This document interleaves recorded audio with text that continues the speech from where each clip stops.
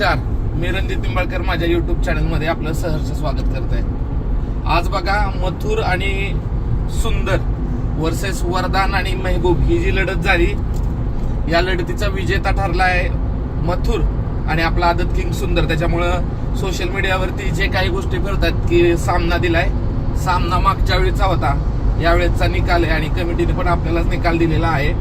त्याच्यामुळे गाडी आपण वरदान 50-50 ची मारलेली आहे, ही गोष्ट लक्षात ठेवा। त्याच्यामुळे जे सोशल मीडियावाले अशा पद्धतीचा सामना झालाय हे देतात ते चुकीचं आहे।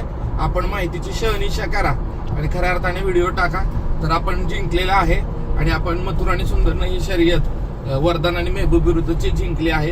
त्याच्यानंतर पहिली शर्यत झाली बकासूर आणि सर्जाची। या शर्यतीमध्ये आपला सप्तहिंद केसरी लाडका बकासूर विजयी झाला, त्याबद्दल बकासूरचं मी मनापासून आभार।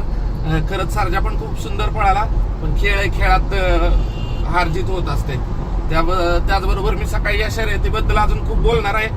काही गोष्टी आहेत ज्या नक्कीच बोलल्या पाहिजेत आणि नक्कीच लोकांना पण ऍक्च्युली कळलं पाहिजे की शर्यत ही फक्त शर्यत नसते, पडद्यामागे सुद्धा खूप काही गोष्टी अशा चाललेल्या असतात ज्याच्यामध्ये तुम्हाला पाडण्यासाठी खूप सारी षडयंत्र केली जातात। मग तुमच्यावर गोड बोलणं, काही गोष्टी असतात, तर त्या मी सकाळीच्या व्हिडिओमध्ये सांगेल।